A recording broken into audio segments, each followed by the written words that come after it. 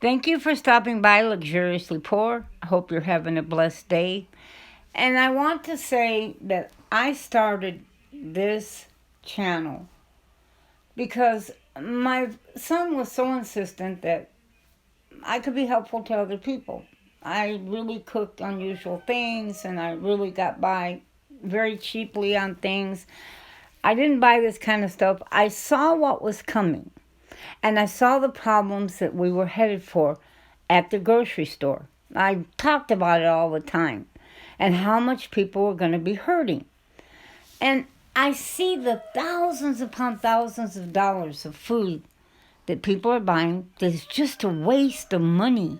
I mean, good, hard earned money wasted on this.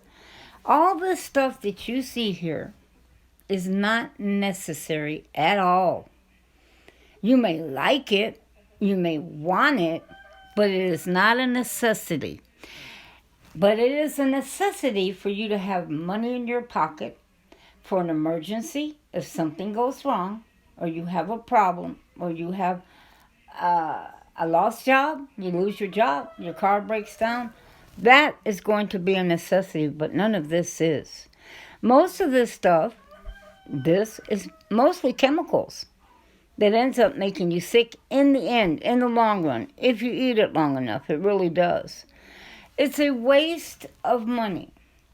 And I sometimes get disheartened because people, oh, they're getting thousands of views on YouTube over hauls of buying stuff like this, or over foods that they make with 6 cans.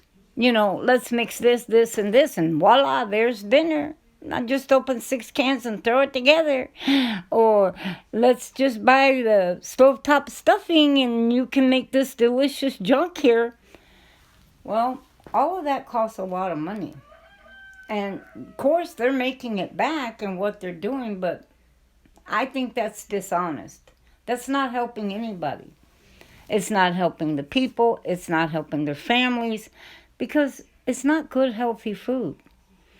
And it's not saving them any money at all. And that's what this channel is about. How can you cook and get by and do okay with just regular, ordinary food and save yourself a little money? What are you going to do when you retire and there's no Social Security? But hey, your kids got to eat all this junk. When I was growing up, I will never forget the first time I wanted a cup of coffee. My family still laughs because all I ever do is drink coffee black. Well, the first time I asked for a cup of coffee, I was told I could have it, but with no cream or sugar.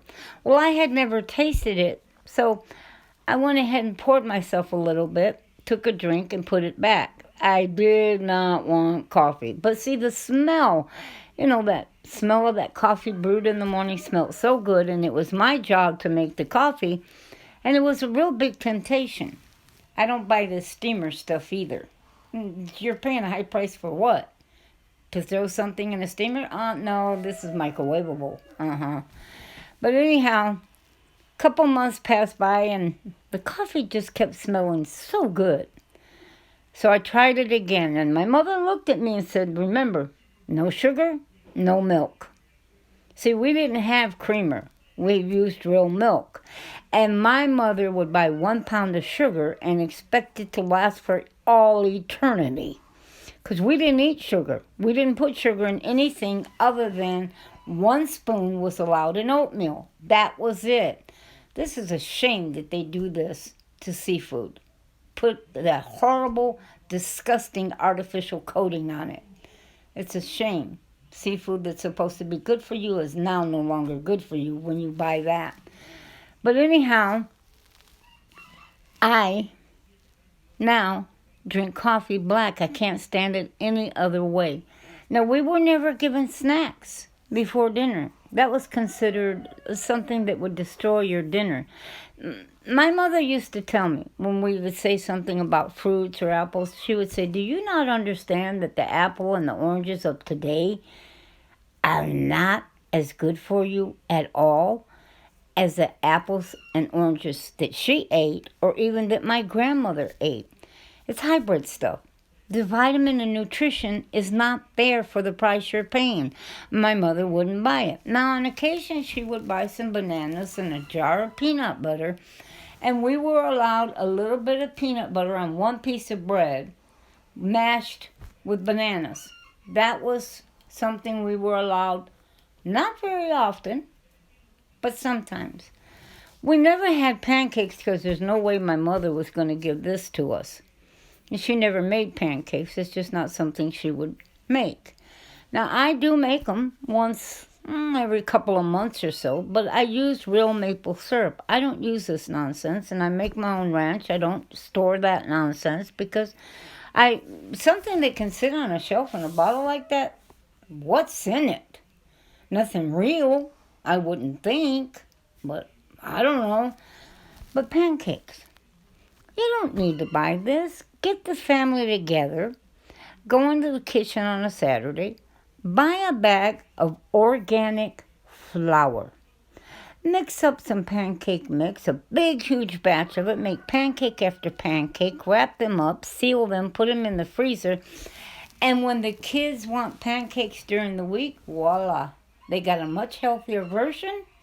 And they've got real maple syrup they can put on it. Or even try an egg cooked on top. It's delicious, trust me. Fry an egg and put it on top of pancakes. Awesome. Or buy some blueberries and make blueberry syrup yourself for the kids. Pizza, you could make your own. There's no buying what is it? Pizza, tostinos or whatever they call them, and hot pockets and all that stuff. That stuff is pure nonsense. There is no need to buy any of this. This is killing your pocketbook. And I hate to see it happen, but I do understand that really people don't know what else to do because they've been doing this for so long. And when things went bad, they didn't know how to change. They didn't know that, hey, if you go to the gas station and you can't get gas anymore, you can't afford it, what are you going to do? You're going to have to change. It's the same principle here. You've got to change and do things different. That's not to say you can't ever have it. Save this kind of thing for a birthday, special occasion.